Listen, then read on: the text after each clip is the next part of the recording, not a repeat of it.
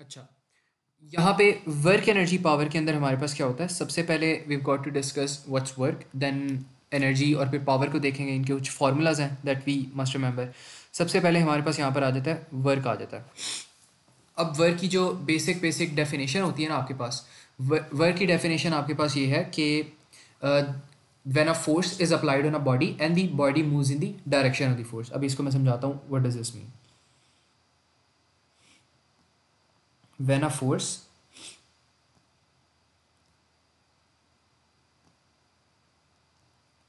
is applied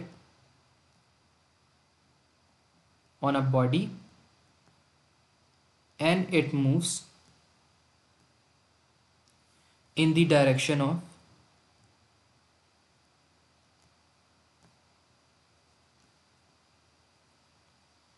तो ये आपके पास वर्क डन होती है। अब लेट्स अज्यूम कि आपके पास ये एक सॉलिड सा ऑब्जेक्ट है। अब जैसे ही आप इस सॉलिड से ऑब्जेक्ट को मूव करते हो ना, ये यहाँ पे मूव करता है और ये कितना डिस्टेंस मूव करता है? 10 मीटर्स। और इसके ऊपर जो आप फोर्स यहाँ पे अप्लाई कर रहे हो वो आप इस साइड पे अप्लाई कर रहे हो जो कि 5 न्यूटन्स की है। तो जो इसकी वर्क डन बन जाएगी ना, वर्क डन हमने कैलकुलेट करनी है कितनी बनेगी। तो वर्क डन का वैसे जो फॉर्मूला होता है नॉर्मली आपके पास वो ये होता है, work done equals to F into D. ये आपके पास यहाँ पे डिस्टेंस हो जाता है, डिस्टेंस और डिस्प्लेसमेंट। ये आपके पास होती है force and then this is work done. तो अगर इसकी आपने वर्क डन कैलकुलेट करनी है ना, ये यूपर वाले की, तो इसकी वर्क डन आपके पास हो जाएगी work done equals to 5 into 10 which should be equal to 50। और इसका जो यूनिट्स होते हैं वो न्यूटन मीटर्स में होता है। तो units are in newton metres. तो वर्क डन समझ आ गया सबको कि व्हाट्स वर्क डन? इसमें किसी का कोई क्वेश्चन हो या कोई सवाल होता है? ये बस आपके पास वर्क डन होती है। अगर मैं एक यहाँ पे इस तरह इमेजिन करूँ ना, ये आपके पास यहाँ पे बॉक्स है। अब बॉक्स नीचे गिर रहा है, लेकिन जो फोर्स है, फोर्स आप बॉक्स के ऊपर इस साइड पे प्रोवाइड कर रहे हो। यहाँ पे आप फोर्स प्रोवाइड कर रहे हो, लेकिन बॉक्स कहाँ पे गिर रहा है? गिर रहा है नीचे गिर रहा है।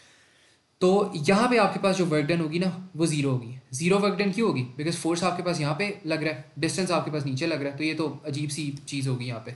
तो इस तरह का अगर आपके पास सिनेरियो आ जाए ना, तो फिर आपके पास वर्क डन जो होगी वो फिर ऑटोमेटिकली ज़ीरो हो जाएगी। तो ये सबको क्लियर है वर्क डन का यहाँ पे कॉन्सेप्ट? किसी को यहाँ पे कन्फ्यूजन हो तो पूछ ले।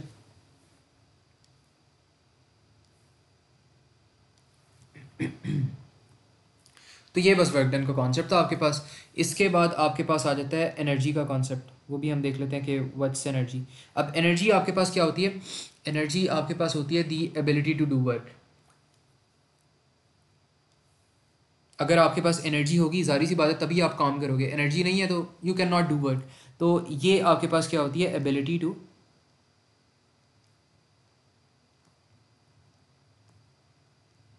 Do work. और इसका जो एसआई यूनिट होता है, इसका एसआई यूनिट आपके पास होता है जाउल्स में। जे से आप रिप्रेजेंट करते हो और इसको आप लिख लेते हो जाउल्स। और डिफरेंट तरीके की आपके पास एनर्जीज होती हैं। एनर्जी सबसे पहले अगर हम देखें तो आपके पास आ जाती है काइनेटिक एनर्जी आ जाती है। काइनेटिक एनर्जी किससे रिलेटेड है? मूवमेंट से रिलेटेड है। अगर कोई चीज़ मूव कर रही है ना, तो उसके अंदर डेफिनेटली काइनेटिक एनर्जी भी एग्जिस्ट कर रही है। और इसको आप कहते हो के ई कहते हो। इसकी शॉर्ट फॉर्म के ई होती है। और इसका जो फॉर्मूला होता है यहाँ पे, फॉर्मूला इसका है kinetic energy equals to 1/2 m v square, velocity square. ये आपके पास यहाँ पे क्या हो जाता है? मैस हो जाता है। ये आपके पास क्या है? वेलोसिटी है। तो ये आपके पास ना इसका बेसिकली फॉर्मूला होता है। और इसकी डेफिनेशन आप लिख लो, related to the motion of body. अगर आपके पास कोई चीज़ मूव कर रही है ना, तो उसकी काइनेटिक एनर्जी ज़रूर होगी। अगर उसकी स्पीड ज़्यादा है तो उसकी काइनेटिक एनर्जी भी ज़्यादा होगी। तो ये आपके पास होती है काइनेटिक एनर्जी। इसके बाद आपके पास जो most common form of energy आती है वो आपके पास होती है gravitational potential energy, which is related to gravity and height. Gravitational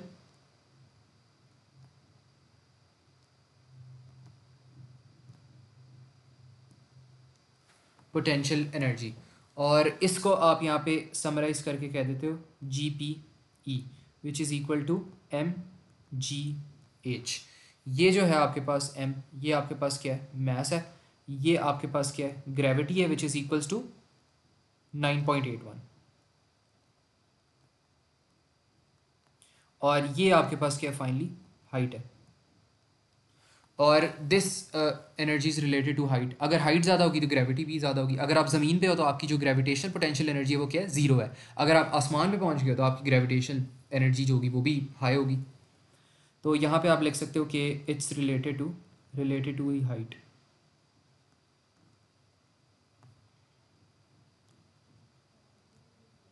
Basically, tall people have more gravitational potential energy because they are at more height than us. Related to height of body. इसके बाद आपके पास आ सकती है यहाँ पे elastic potential energy. Elastic potential energy किस में होती है, जो आपके पास लेट्स से रबर बैंड्स होते हैं, रबर बैंड्स को आप कंप्रेस कर दो, एक्सपैंड कर दो, तो जो चीज़ें एक्सपैंड हो जाए, कंप्रेस हो जाए, उनको आप कहते हो elastic potential energy.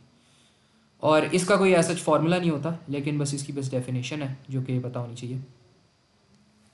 Elastic potential energy क्या होती है आपके पास, related to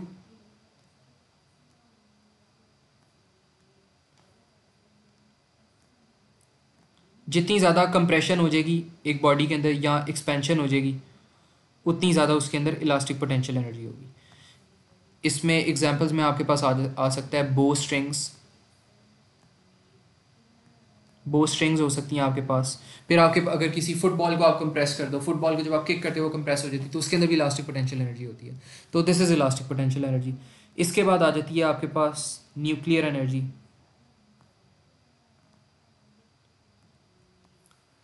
radio active energy होती है, related to the radioactive energy.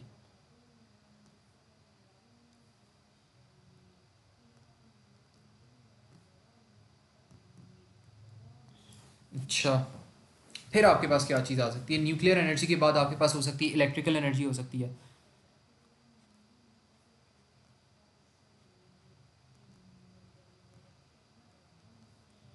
Electrical energy, sorry, electrical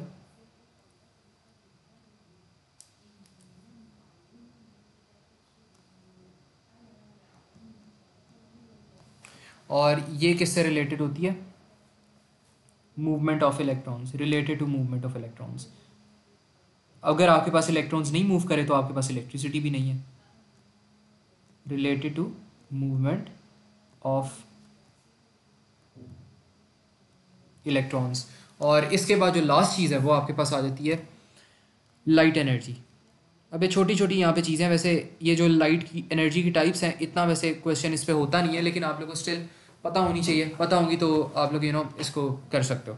फिर इस तरह साउंड एनर्जी भी हो सकती है, इस तरह की भी चीज़ें हो सकती है, लेकिन ज़्यादा से ज़्यादा जेनेरिक अब मैं करवाऊंगा नहीं, बल्कि ये जो लाइट एनर्जी है ये भी मैं करवा नहीं रहा, बिकॉज इसमें क्या ही डेफिनेशन आप लिखोगे, इसमें आप ये लिख सकते हो इट्स रिलेटेड टू लाइट, और ये तो कॉमन सी है। तो बेसिक जो आपके पास थी ना, जो कि आप लोग को पढ़नी थी, वो ये है। बाकी तो आपके पास कॉमन है, आपके पास साउंड एनर्जी हो सकती है, आपके पास लाइट एनर्जी हो सकती है, आपके पास फिर डिफरेंट तरीके की एनर्जीज हो सकती हैं, कॉमन जेनेरिक याद करने की जरूरत नहीं है, वो आप लोगों को खुद ही पता लग जाएगा जब आप क्वेश्चन सॉल्व करेंगे, इतनी ट्रबल नहीं होगी।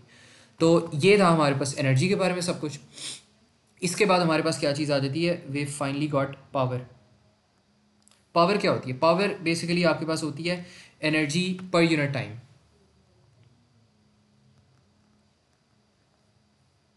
Energy per unit time. तो इसी से हम इसका फॉर्मूला भी डिराइव कर लेते हैं। इसका फॉर्मूला होता है हमारे पास power equals to energy over time. तो ये हमारे पास इसका बिल्कुल बिल्कुल बेसिक वाला फॉर्मूला ये है, एनर्जी ये टाइम है, and then this is power. और इसके जो एसआई यूनिट्स होते हैं, इस एसआई यूनिट्स इसके वॉट्स में होते हैं, डब्ल्यू से रिप्रेजेंट करते हो वॉट से, तो ये इसके एसआई यूनिट्स होते हैं। अच्छा, अब यहाँ पे ना इसके जो पावर के फार्मूलाज हैं ना, डिफरेंट फार्मूलाज पावर के बन सकते हैं। पावर के फार्मूलाज काउंटलेस हो सकते हैं, बिकॉज पावर एनर्जी होती है, और एनर्जी हमने वर्क डन और जो एनर्जी होती है ना वो सेम चीज़ होती है। तो आप यहाँ पे पावर का दूसरा फार्मूला ये भी बना सकते हो नीचे, power equals to work done over time. और वर्क डन होता है, और जो एनर्जी आपने डिफरेंट तरीके की पढ़ी है, एनर्जीज भी आपके पास डिफरेंट तरीके की हो सकती हैं। आपके पास हो सकता है power equals to kinetic energy over time, ये वाला भी फार्मूला आ सकता है। फिर आप कह सकते हैं power equals to gravitational potential energy over time. इसको और थोड़ा एक्सपेंड करोगे काइनेटिक एनर्जी को, तो ये बन जाएगा 1/2 mv²/t, ये बन जाएगा mgh/t। तो इस तरह करके जो पावर के फार्मूलाज हैं ना वो डिफरेंट तरीके के फार्मूलाज हो सकते हैं। This was all about power. तो ये सबको समझ आ गई।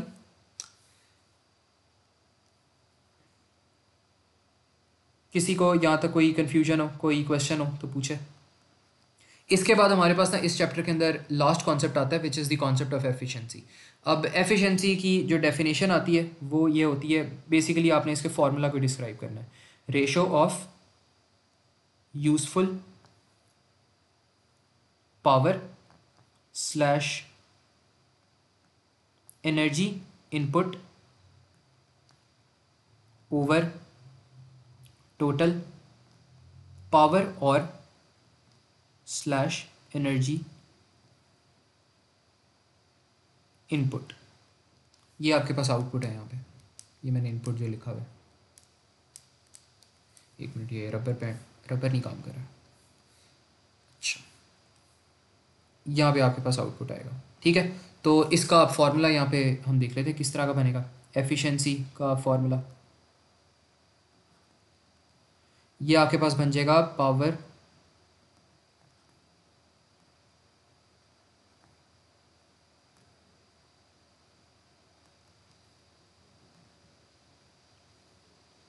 Over power energy input. तो ये आपके पास इसका एफिशिएंसी का फॉर्मूला बनेगा। अब अगर वो एफिशिएंसी परसेंटेज में मांगे ना तो आपने 100 से बस इसको मल्टीप्लाई करवा देना है। तो यहाँ पे मैं सेपरेटली करके लिख देता हूँ।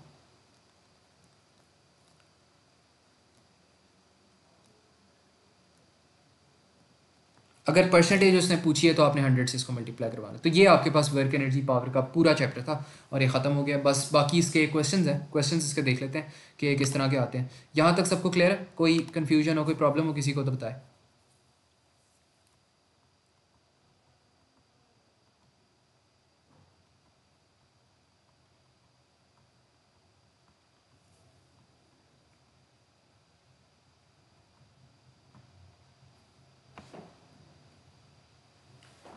अच्छा, इसके क्वेश्चन मुझे ढूंढना दो, फिर हम करते हैं।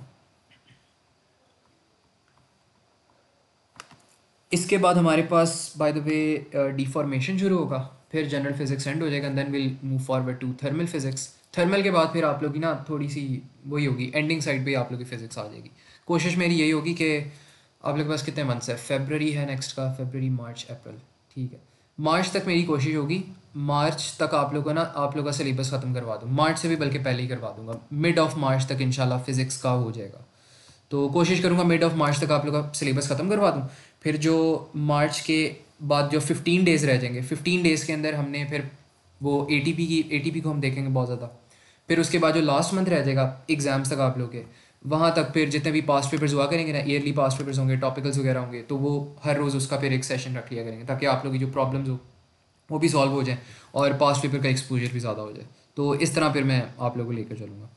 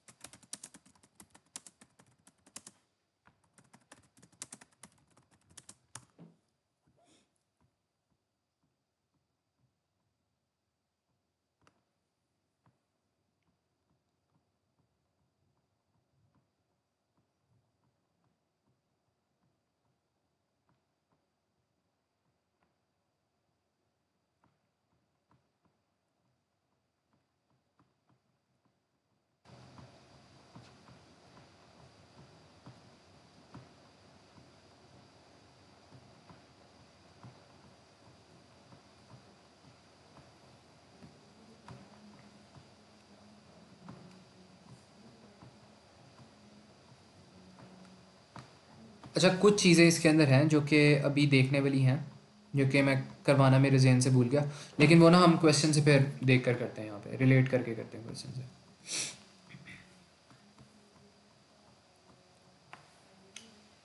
अच्छा, एक ना हमारे पास यहाँ पे एक और भी कॉन्सेप्ट आता है, वो कॉन्सेप्ट होता है हमारे पास रीन्यूएबल और नॉन रीन्यूएबल एनर्जी का होता है। तो इसको हम भी देखते हैं। यहाँ पे हमारे पास आ जाती है renewable energy, and then we've got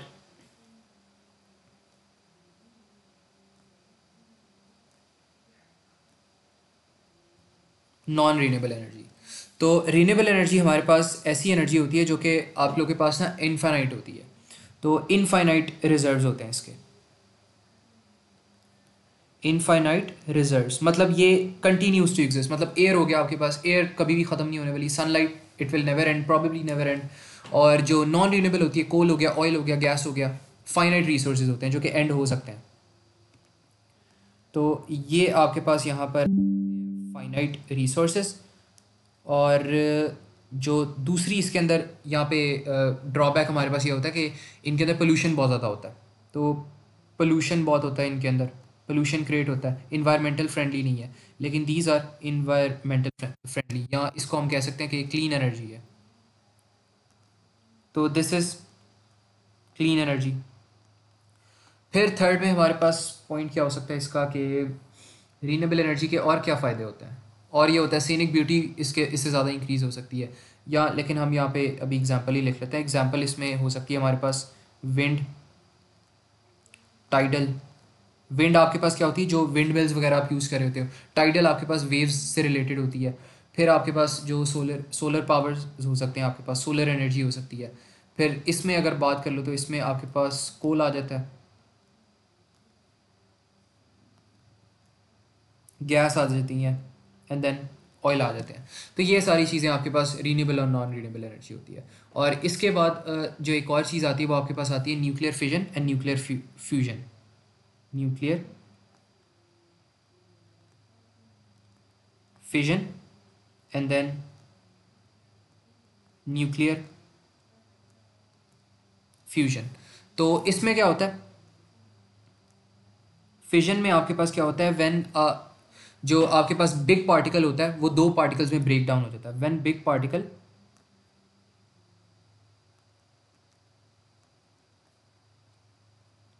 break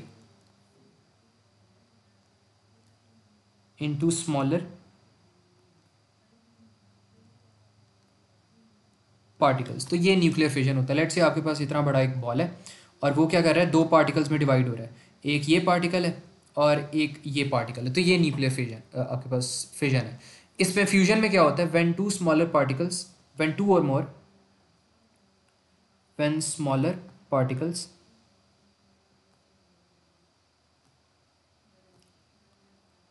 combine to form a big particle।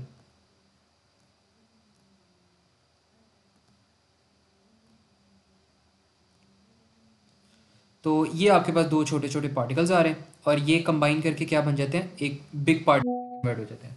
तो ये आपके पास होता है न्यूक्लियर फ्यूजन होता है। और जो न्यूक्लियर फिजन होता है ये आपके पास कहाँ पे यूज़ होता है, ये आपके पास होता है used in nuclear factories, nuclear power plants. और जो न्यूक्लियर आपके पास फ्यूजन होता है ये सिर्फ आपके पास कहाँ पे यूज़ होता है, सन में यूज़ होता है। सन की जो एनर्जी प्रोड्यूस होती है ना वो बेसिकली न्यूक्लियर फ्यूजन से हो रही होती है। तो ये कुछ छोटे से इसके कॉन्सेप्ट से, बाकी आपके पास आ जाता है एच आ जाता है। हाँ, एक और जो मैंने डेफिनेशन यहाँ पे लिखवाना भूल गया ना, वो थी एच थी, हाइड्रो इलेक्ट्रिक पावर थी आपके पास। Hydro electric power basically dams वाली आपके पास टेक्नोलॉजी होती है जिससे आपके पास इलेक्ट्रिसिटी बनती है। तो उसको हम ना यहाँ पे एग्जाम्पल्स के थ्रू यहाँ पे कर भी लेते हैं।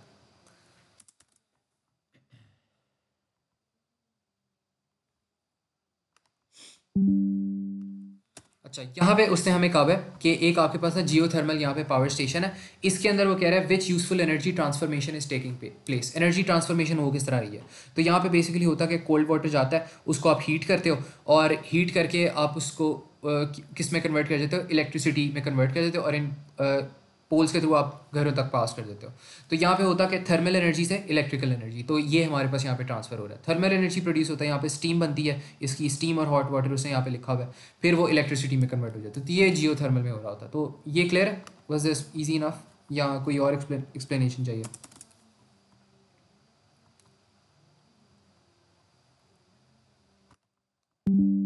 अच्छा, बाकी इसके अंदर ये फ्यूजन वाला एमसीक्यू है, इसमें वो कह रहे हैं which energy release by the fusion of hydrogen nuclide to form helium, where is energy released.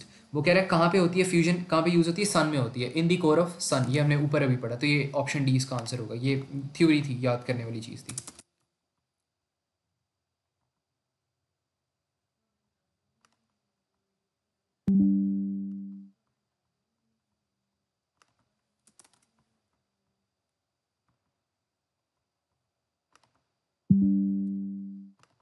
अच्छा, इस क्वेश्चन के अंदर वो हमसे पूछ रहा है which source of electrical energy is not renewable.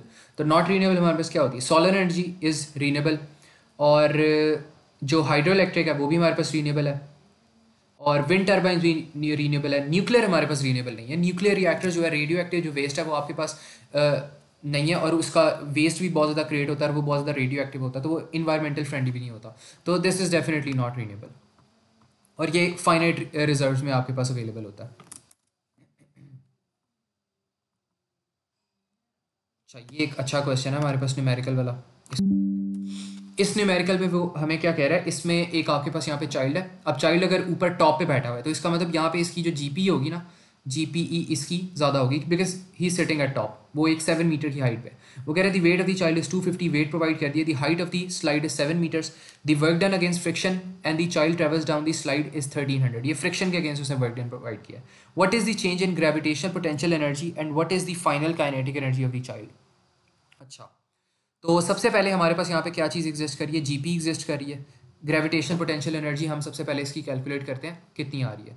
तो जीपी हमने यहाँ पे देखा था हमारे पास होती है equals to M G H K equals to होती है। अब यहाँ पे हमारे पास प्रॉब्लम क्या आ रही है, हमारे पास मैथ नहीं है लेकिन हमारे पास वेट ज़रूर है, और हमने वेट पढ़ा हुआ है। हमारे पास वेट किसके इक्वल टू होता है, वेट हमारे पास इक्वल्स टू होता है weight equals to M G. तो एम जी की जगह मैं यहाँ पे डब्ल्यू इंटू एच भी लिख सकता हूँ, ये सेम बात होगी। तो अब मैं यहाँ पे सॉल्व कर सकता हूँ। वेट मेरे पास 250 है और हाइट मेरे पास 7 है, तो इसका मेरे पास जो आंसर आएगा 250 इंटू 7 का, वो मेरे पास आ जाना चाहिए 1750 जाउल्स आ जाएगा। तो 1750 मेरे पास यहाँ पे इसका आंसर होगा। अब मैंने क्या करना है, फाइनल काइनेटिक एनर्जी फाइंड करनी है। अब हो क्या रहा है, जो एनर्जी आपके पास होती है ना, एनर्जी स्टेज कंजर्व्ड, एनर्जी आपके पास कंजर्व रहती है। फाइनल का एनर्जी जो होती है इक्वल्स टू आफ्टर वाली एनर्जी होती है। तो सबसे पहले इसके अंदर सिर्फ जीपी है। जैसे ही लेकिन ये मूव करता है ना नीचे चाइल्ड, इसके अंदर फ्रिक्शन की एनर्जी लग रही होती है, इसको जो भी पीछे इसको रेजिस्टिव इसके अंदर वर्क डन लग रही होती है, और इसकी जो एनर्जी है वो काइनेटिक एनर्जी के अंदर भी चेंज हो रही थी। तो एक और भी यहाँ पे हम ना एक कॉन्सेप्ट यहाँ पे स्टडी कर लेते हैं, जो कि मैंने अभी आप लोगों को करवाया नहीं था। वो आपके पास होता है लॉ ऑफ कंजर्वेशन ऑफ, ऊपर स्पेस है अगर हम देखते हैं, नहीं ऊपर स्पेस नहीं है, नीचे हम कर लेते हैं इसको। तो एक और यहाँ पे जो कॉन्सेप्ट होता है ना, वो आपके पास है law of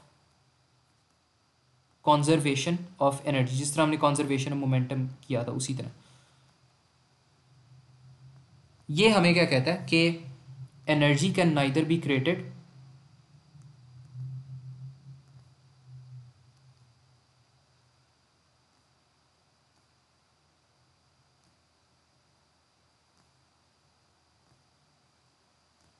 nor destroyed,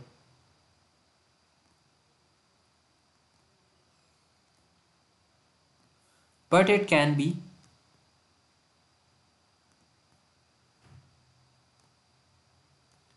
transferred from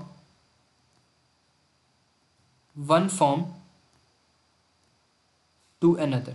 basically क्या कह रहा है कि जो आपके पास बिफोर होती है ना, before energy equals to final energy. तो ऊपर वाला जो हमारे पास क्वेश्चन था ना, उसके अंदर हमने देखा था कि पहले हमारे पास एक जीपी है, जैसे ये नीचे जाता है हमारे पास यहाँ पे वर्क डन अगेंस्ट रेजिस्टेंस भी होता है, प्लस यहाँ पे काइनेटिक एनर्जी भी होता है। तो जो इसकी ग्रेविटेशनल पोटेंशियल एनर्जी है ना, जब ये नीचे आता है तो वो सारी की सारी रेजिस्टेंस में लॉस्ट हो जाती है और काइनेटिक एनर्जी में लॉस्ट हो जाती है। तो हम इसको फाइंड कर लेते हैं। अब इसको हम किस तरह फाइंड कर लेंगे, मैं यहाँ पे कहता हूँ बिफोर इक्वल्स टू आफ्टर। यहाँ पे बिफोर सबसे पहले 750 जाउल्स था, फिर बाद में क्या हो गया 1300 जाउल्स, प्लस इसकी जो भी काइनेटिक एनर्जी आ रही थी। अब मैंने काइनेटिक एनर्जी फाइंड करनी है, तो 1750 माइनस 1300 जब मैं करूँगा तो मेरे पास आंसर आ जाना चाहिए 450। तो 450 जाउल्स मेरे पास आंसर आ जाएगा, जिसकी वजह से मेरे पास option A would be my correct answer. तो ये समझ आया सबको, यहाँ पे किसी को कोई ट्रबल और कन्फ्यूजन हो तो बताओ। Is this clear to everyone?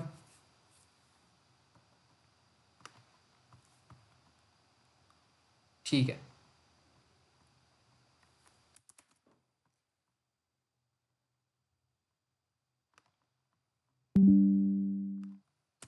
अच्छा, एक और यहाँ पे हमारे पास क्वेश्चन है, वो कह रहा है how much work is done when moving the box from X to Y.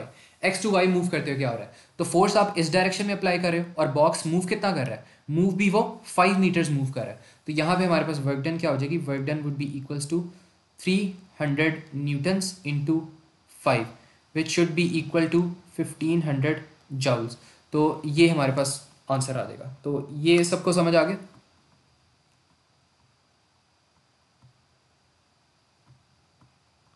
अच्छा, अब एक और यहाँ पे क्वेश्चन देखते हैं।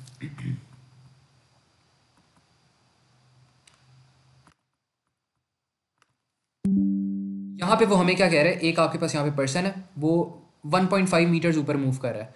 अब वो कह रहा है what is the work done against the force of gravity. तो देख लेते हैं work done against force of gravity क्या है। एफ इंटू डिस्टेंस इसका वो होता है, क्या कहते हैं, फॉर्मूला होता है। तो यहाँ पे जो इसका वेट है ना, हमारे पास वेट इसका कितना ऐड कर रहा होगा, नीचे हमारे पास 60 kg इंटू 9.81, ये इसका वेट ऐड कर रहा है।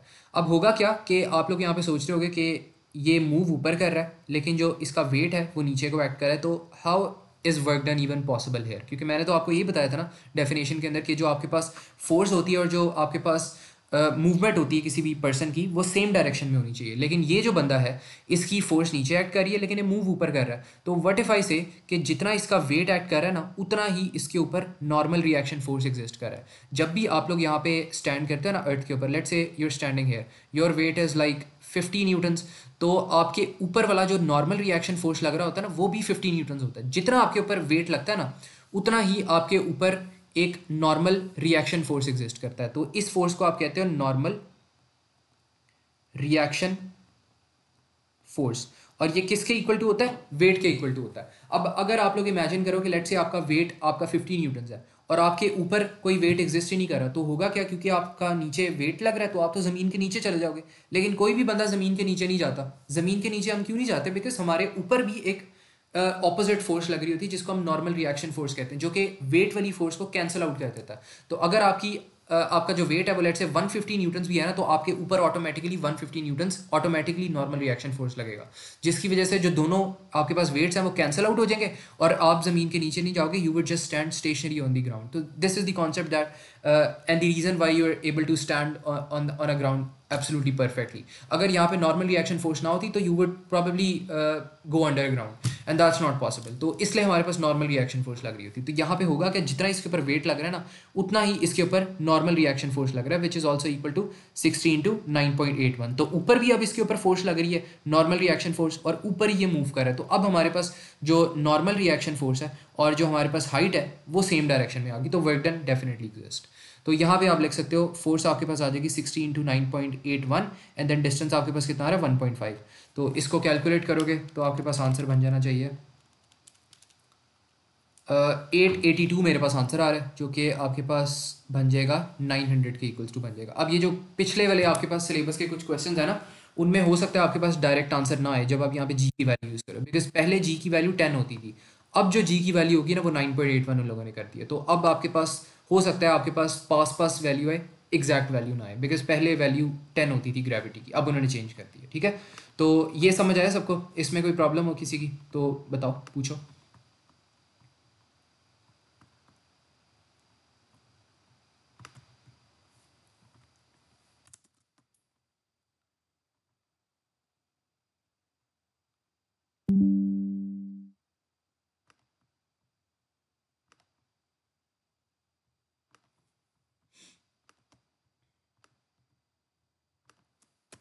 अच्छा, अब हमारे पास ये एक और क्वेश्चन है। इसमें एक स्मॉल कार है that is moving up the हिल।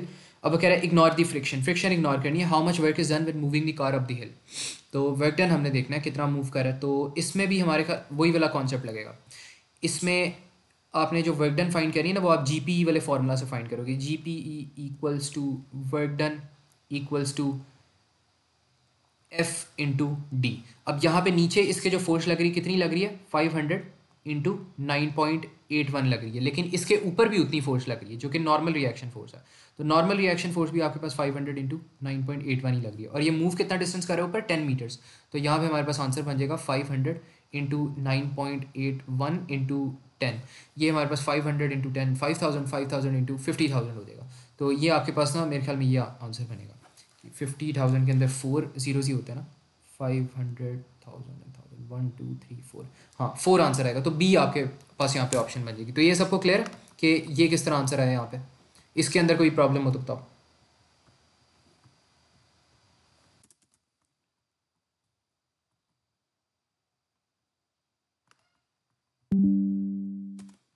अच्छा, एक और यहाँ पे क्वेश्चन है, इसमें वो हमें क्या कह रहा है कि work is done when a force of 400 Newton pools a crate of weight 500 newtons at a constant speed along a ramp as shown. What are the values of E and W? W हमारे पास work done against friction है, E हमारे पास gravitational potential energy. तो जो gravitational potential energy होती है that's related to the height. तो height हमारे पास 3 है, तो जो GP हमारे पास यहाँ पर आ जाएगी ना, वो हमारे पास होगी mgh। mg की ज़रूरत नहीं, हमें mg की जगह हम 500 लगा देंगे, 500 न्यूटन्स, एंड देन हाइट हमारे पास कितनी आ रही है, 3 आ रही, तो ये हमारे पास बन जाएगी 500 जाउल्स। तो 500 जाउल्स आंसर होगा इसका। और फिर वर्क डन हम फाइंड कर लेते हैं, वर्क डन अगेंस्ट रेजिस्टेंस है, तो उसके लिए हम 400 न्यूटन्स वाली यूज़ करेंगे। 400 इंटू डिस्टेंस कितना है, 5 है, तो 400 इंटू 5 हमारे पास क्या आंसर आएगा, 22,000। तो ये हमारे पास बी आंसर बन जाएगा। तो ये सबको क्लियर है, ये थोड़ा सा मैंने जल्दी से करवाया, अगर इसमें नहीं समझ आई तो लेट मी नो।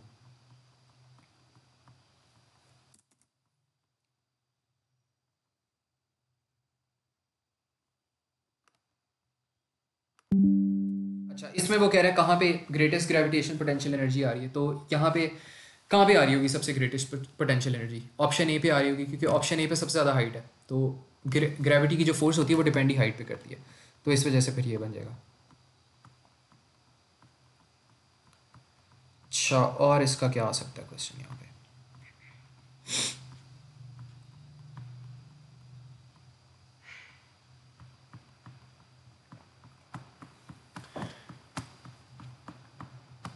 अच्छा, एक ये ना यहाँ पे एक इम्पॉर्टेंट क्वेश्चन है विंड टर्बाइन का, ये इसी के साथ ना आप लोग का इसका कॉन्सेप्ट भी रेडी हो जाएगा।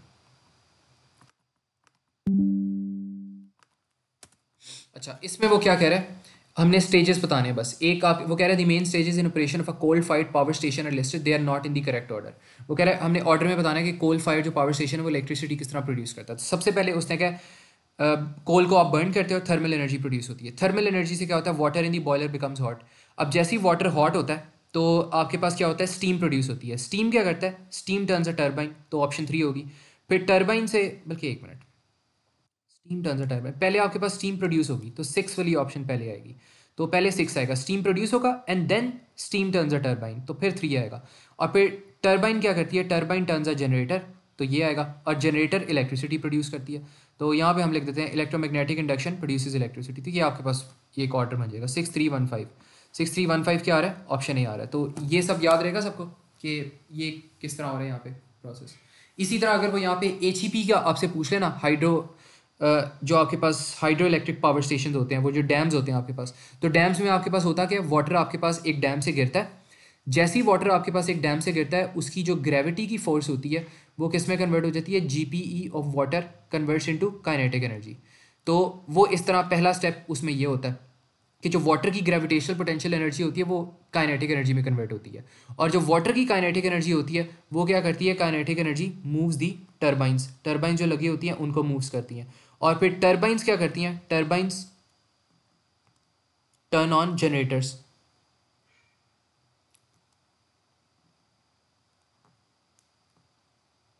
और फिर जो जनरेटर्स होते हैं, जनरेटर्स क्या करते हैं,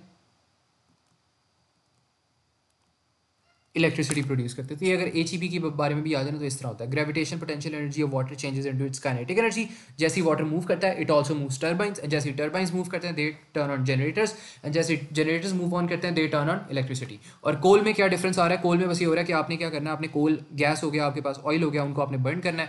ऑयल पावर स्टेशन के लिए भी सेम आपने ये यूज़ करना है, कोल के लिए जो आपने यूज़ किया है, गैस के लिए भी आपने सेम यूज़ करना है जो आपने कोल के लिए यूज़ किया। तो इस तरह करके आपके पास क्वेश्चन आते हैं। बाकी एक यहाँ पे P2 का क्वेश्चन है, वो देख लेते हैं एफिशिएंसी का, ताकि और थोड़ा सा आप लोगों को पता चल जाए। और ये आपके पास एच होता है बेसिकली, ये मैं दिखाता हूँ। इस तरह का ना आपके पास एच एग्जिस्ट कर आता है। ये होता क्या है, वाटर यहाँ से डैम से गिरता है, तो वाटर की जो GP होती है ना, वो कहाँ पे कन्वर्ट हो जाती है, इसकी काइनेटिक एनर्जी में। और जो इसकी काइनेटिक एनर्जी क्या करती है, टर्बाइन को मूव करती है, टर्बाइन जनरेटर को मूव करता है, जनरेटर से इलेक्ट्रिक पोल्स के थ्रू इलेक्ट्रिसिटी जनरेट होती है और वो बाहर जाती है। तो ये होता है यहाँ पे। तो वो कह रहा है state where the water has the least potential energy, water की लीस्ट पोटेंशियल एनर्जी कहाँ पे होगी, यहाँ पे होगी, रिवर साइड पे होगी। तो at the side of river, at the river कह सकता हूँ मैं, क्योंकि लेक पर तो वाटर की GP सबसे हाईएस्ट होगी क्योंकि उसकी सबसे ज़्यादा हाइट है। फिर इसके बाद हमारे पास एक क्वेश्चन आता है यहाँ पे,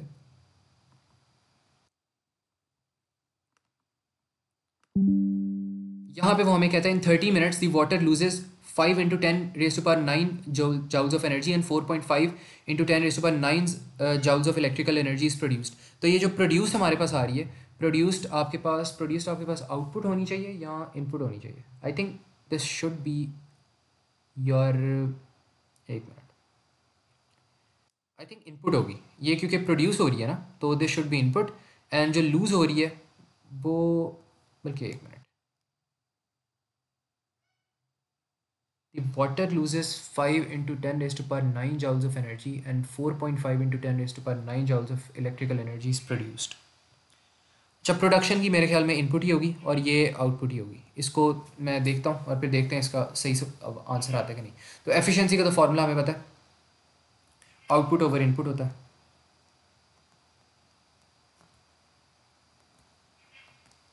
आउटपुट आपके पास क्या होता है यहाँ पे, 5 × 10⁻⁹। एक और जो वैसे, बल्कि इसमें ना मुझे थोड़ा सा गड़बड़ लग रही है, क्योंकि नॉर्मली आपके पास पता क्या होता है, जो आपके पास आउटपुट होता है ना उसकी वैल्यू कम होती है, लेकिन यहाँ पे आउटपुट की वैल्यू ज़्यादा है। तो मुझे लग रहा है हो सकता है ये इनपुट हो, मुझे देखना पड़ेगा। ये है मई जून, पुराना ही क्वेश्चन है। एक मिनट, इसकी एमसीक्यू देख।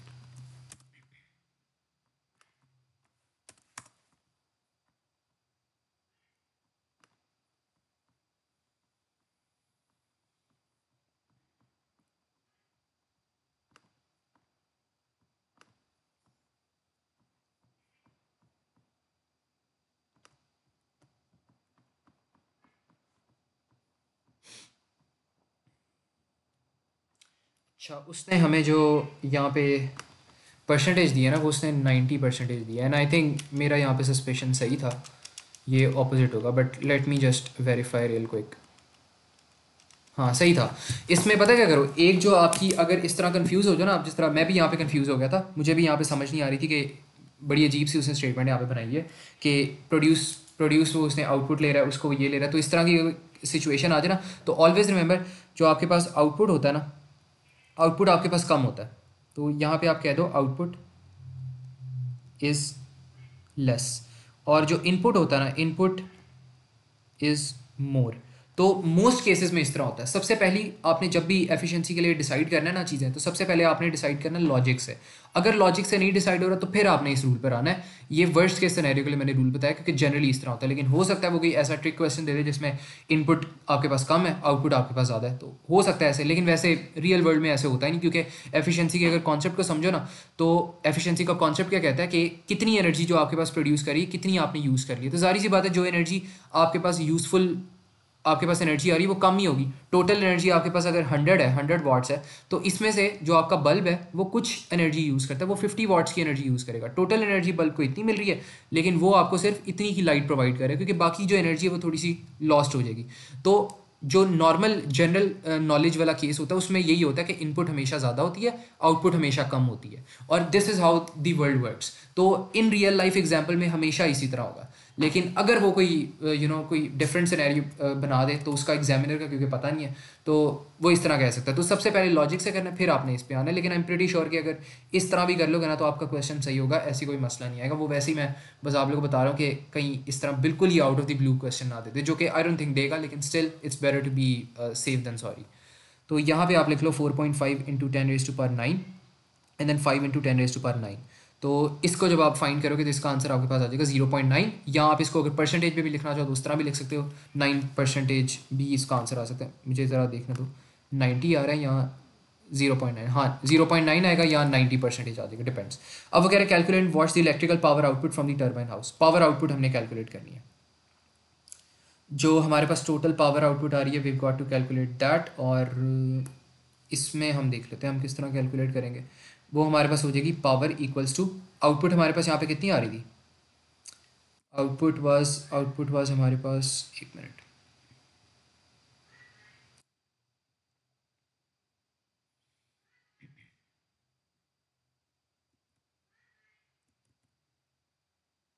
एक मिनट, मुझे एक मिनट दो ज़रा, मैं देखता हूँ इसको।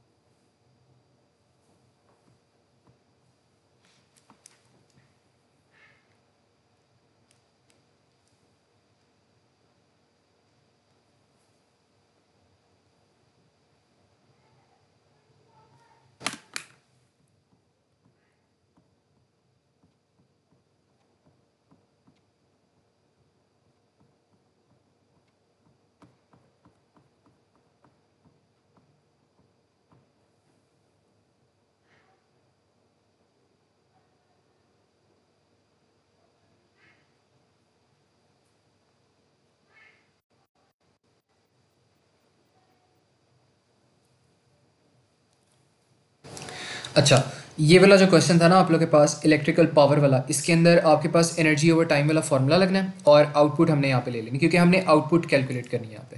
तो ये आपके पास हो जाएगा 4.5 into 10⁻⁹ which should be equal to 30 minutes. Minutes को सेकंड में करना है, 60 में करेंगे तो ये आंसर जो आएगा ना इसका 25 करके कुछ आएगा। Let me just verify from marking scheme. तो 25 इंटू 10⁻⁶ आंसर आएगा। 25 इंटू 10⁻⁶, इसको आप लोग खुद भी वेरीफाई कर लेना। अच्छा, इसके बाद वो कह रहे हैं some power station burn coal to produce the same electrical power output, state one advantage of the hydro electric power station. तो हाइड्रो इलेक्ट्रिक पावर स्टेशन क्या होता है? रीनेबल होता है। फिर आपके पास ये क्या होता है? क्लीन होता है। और फिर इसके बाद आप लिख सकते हो कि क्लीन के बाद और क्या हम लिख सकते हैं यहाँ पे, और हम ये लिख सकते हैं कि इट इज़ इनफाइनाइट रिजर्व है, ख़त्म नहीं होता। State one harmful effect the hydro electric power station में हैव ऑन द इन्वायरमेंट। तो इन्वायरमेंट के ऊपर इफेक्ट ये हो सकता है कि इसकी ना डिफॉरेस्टेशन हो सकती है। डिफॉरेस्टेशन आपको करनी पड़ती है, जोग्राफी में आप लोगों ने मेरे ख्याल में पढ़ा भी हुआ, जनरल नॉलेज के सवाल है। तो ये डिफॉरेस्टेशन हो सकती है, जो आसपास के होम्स वगैरह होते हैं वो फिर ब्रेक डाउन हो जाते हैं। तो ये सारी बस इसकी डिसएडवांटेज है। ठीक है, तो ये था, ये चीज़ क्लियर है सबको? अगर इसमें कोई प्रॉब्लम नहीं है तो let's call it a lecture then, फिर आप लोग जा सकते हो अगर कोई सवाल नहीं है तो। ये मैं अपलोड कर दूंगा GCR के ऊपर।